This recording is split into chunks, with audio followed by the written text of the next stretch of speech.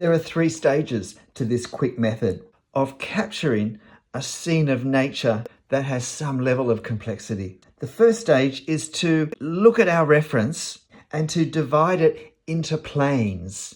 Now, into planes, I mean this.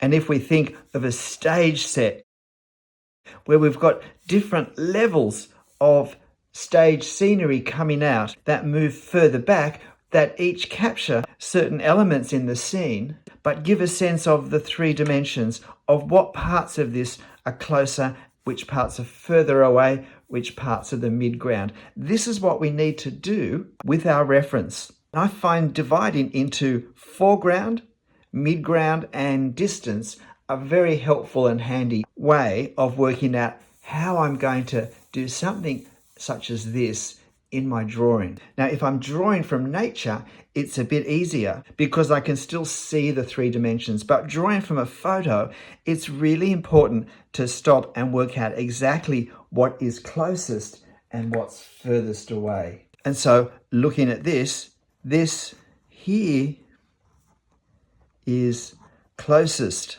And then this is almost as close. We have something coming from the side of the road here that goes out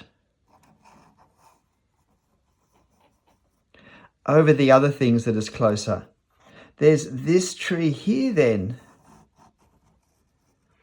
which is closer than most things. When we come to the trees, we have this tree here, which is the closest. And then the next closest is this one, and then probably this one, although it's further back from this pathway than this one. But this pathway that these trees border is sloping away from us. So this tree here is closer, and these shrubby things in here are closer than the things behind. This is closer than this, and obviously these things are further back again. So in my mind, I'm trying to divide these into this sort of arrangement because I need to make sure that the things that are in front, and I don't draw lines where I want these lines to be. So I don't want to draw lines for this tree through where the leaves of something in front of it need to be, because having a sense of in front, further behind is really important to trying to maintain a sense of order so that our drawing doesn't totally descend into a tangled chaos. The second thing I need to do is to look at what I need to draw and to think in terms of mark varieties. How many different types of marks can I use to create a sense of separation?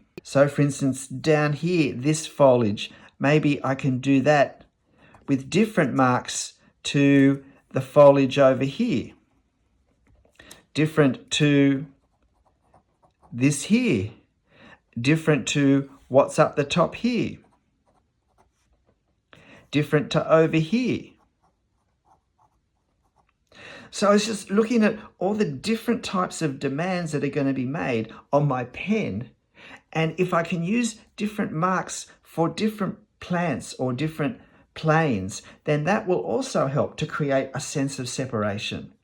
So that's the second point, to try and work out a variety of marks I can use. And the third point is to how can I use value to create separation? How can I use light and dark? And how will I represent that light and dark? So for me, I'm not using marker in this, so it's going to be through hatching that I will create darkness, and obviously the light will be the light of the paper. But what I particularly want to do is to use all of these darks to separate the trees. But again, I need to be careful that I don't rush to put darks where I then end up wanting to have leaves. So preserving the paper is a really important part of this method. So I'll show you now my drawing, which took 40 minutes to do in real time.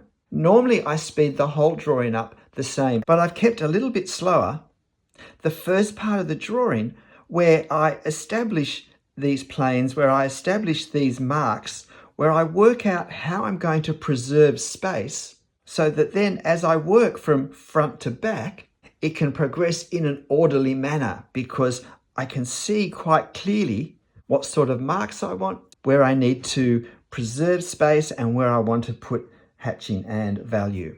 So let's start. Although I talk about depth of planes, all of these trees and shrubs in this photo are relatively quite close to me when I took this. There isn't a great deal of depth. It's a fairly shallow series of planes. So it's even more important to work out what's closer, which ones are further back.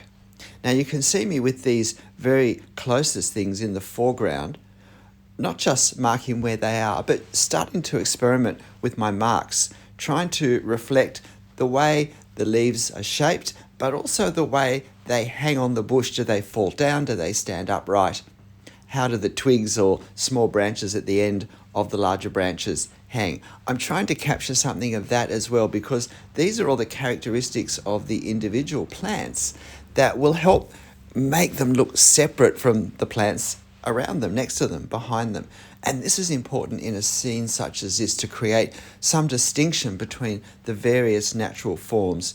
It's not just the different tree trunks that we want to keep separate, but it's also the different types of foliage that's all around. Now you'll notice with my trees, I'm drawing the sides of the trunks, even the larger trunks, not as a straight line or as an unbroken line, but as a series of separate lines.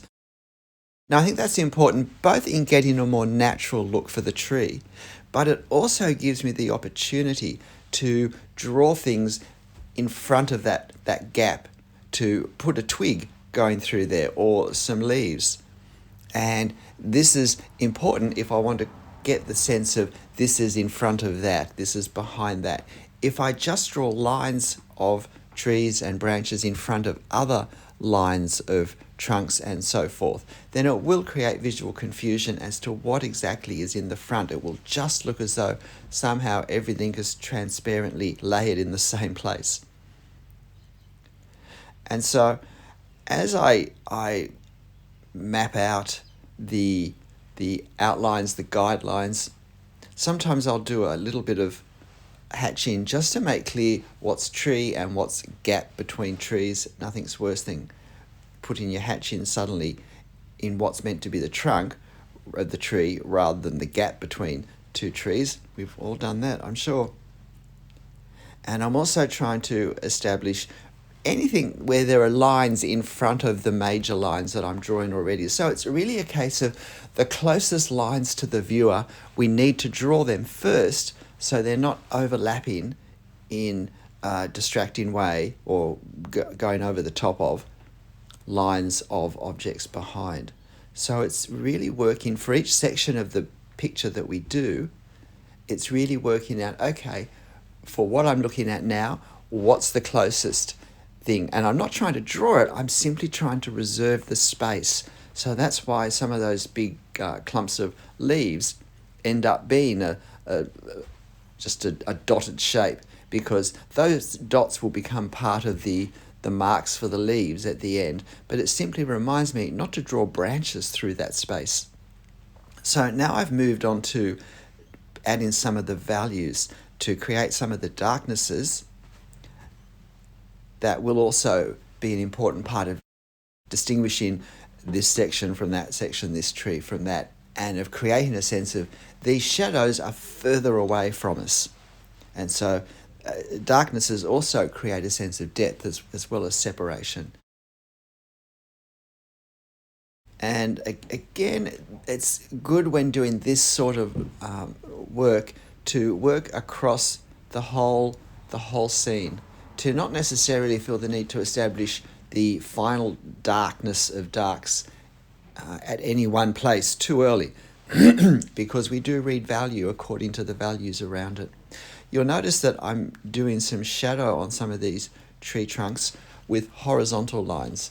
Now with the horizontal lines, I make them curved to reflect the tubular cylindrical form of the trunk underneath, but it also again creates a visual distinction. If I made those hatching lines horizontal, then they could get confused with the actual lines of the edges of the trees, as well as the other horizontal lines in the hatching that I've done. So by keeping them horizontal, slightly curved, then I'm reflecting the form underneath, so I'm giving more information to the viewer there, and I'm also making them stand out from the other lines around. And that's always the challenge with a scene such as this, with our lines and with our marks, is not letting them all be too much the same, too closely together, because then we can't tell what anything is. Now, this is an incredibly cluttered scene.